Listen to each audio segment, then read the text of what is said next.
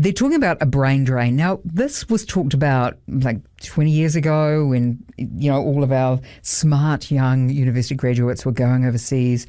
But apparently it's happening again. But this time, apparently it's quite serious. So I, a little bit earlier on this evening, I invited Max Whitehead into the studio, and he's an employment expert. And I wanted to talk to him about the brain drain. It's 25 to 11. In the studio, popping into the studio, Max Whitehead, employment expert, the Whitehead Group. How does one become an employment expert, Max? Well, Polly, you've got to know your stuff. The thing is to understand employment law because it is so complex. You can't just read the legislation anymore. You've got to know the court cases. You've got to know everything. No, it's just gruesome, and it's getting worse day by day. They're introducing more laws and more laws. Not more laws. More no. laws. Yes. Wait, I read today that we're sort of going into this meltdown about the brain drain, and on one side it's like, we don't have enough people for jobs, and on the other side, all of our brains are leaving the country. Are we really in a crisis? Is there really a brain drain? Absolutely, and it's major. Even today I heard, my friend's just come over from Australia, she's a headhunter, but she's just in New Zealand for a while just to do some, and I'm going, wow, that's more of our, these are high-level people that this person's after as well. But they hear from the United Kingdom, they hear from everywhere. And by the way, this person was themselves going off to the United Kingdom to try and find some skilled labour to bring them back. That's what's happening. It is huge. And look, some employers are even saying, you can work for us and you can live in any country you like, provided it's got a good connection with the internet. Wow. And obviously offering more money than you would make in New Zealand dollars? Well, yes. I mean, I'm off to Fiji next week, just to drop that in there in the rain. But just imagine living over there beside the pool, actually working. Now, that would be something, wouldn't it? What sort of jobs are these? Because, I'm obviously, there are some jobs you can't, go and sit by a pool in Fiji, and there are many that you can. What sort of jobs are we talking? Well, I was on a World Symposium talking just about this subject, and the people in New York said there's 40% of the jobs in the United States you can't work from home. You can't work away from the office. So I'm thinking in New Zealand we may even be about 50%. And look, 50% of us possibly could. I mean, you could be probably maybe not working in the studio right here, right now. You could be lying in your bed. Absolutely. And I would like that. No, then I'd never get out of bed. But yes. Yeah, it is something. It is possible, for sure. Yeah. So is it young people they're taking? Middle-aged people? Just all kinds of people? 'Cause I feel like they are plundering. They're like Vikings. Well, we've heard about the nurses. They're leaving in droves. Yeah. There are doctors going. There are people like that now. 30% increase in pay.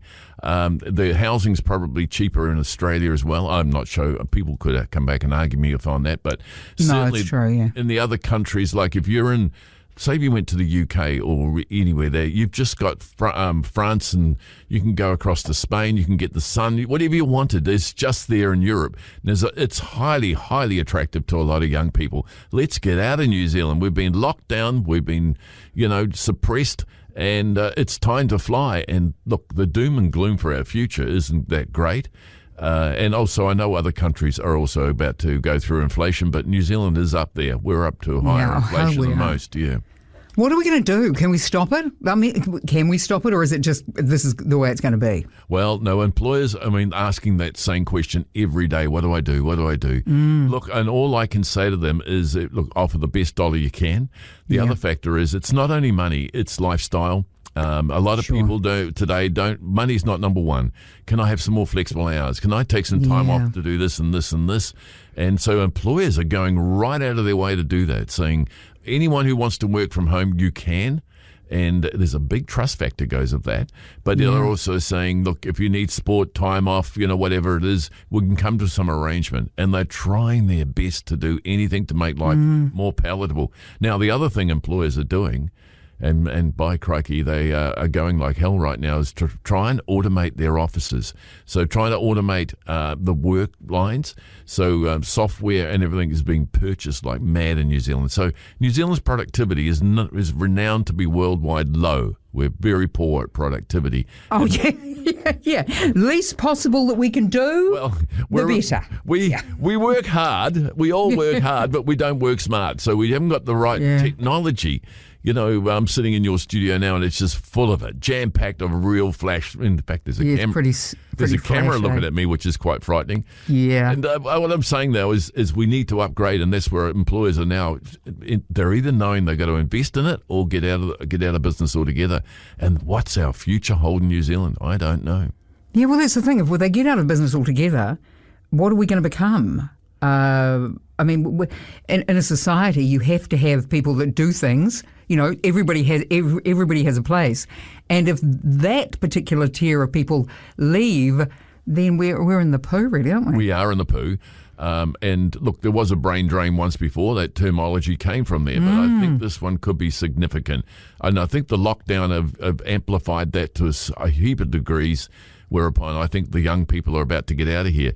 Old people like me will be able to say, well, I'm stayed, I've got more ways, things are paid off, I really don't have to have a lot to worry about, and I've got a bit of excess currency in the bank.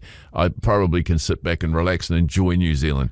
Whereas those young ones are going to say, I'm out of here, boy, I'm going to get a future.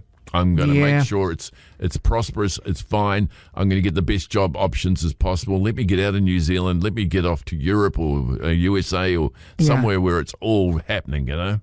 Can we pinch people from somewhere else? Where we are. Where the headhunters are moving out of New Zealand, going offshore, trying to do the same. Look, the other good thing about this is exchange programs going on.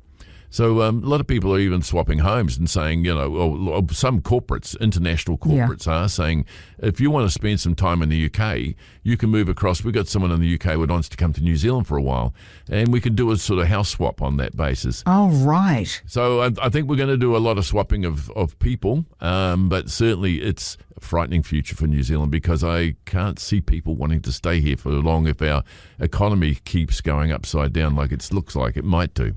Yeah, and absolutely, and we are a country of people that just want to get off the rock, really, don't we? We like, you know, that's the thing that happens. We get to a certain age and we go, I want to get off this rock for a little while, but it's whether if we lose people, you know, for great lengths of time, that truly is a concern. Oh, it is. You know, back in 1977, you probably weren't born then.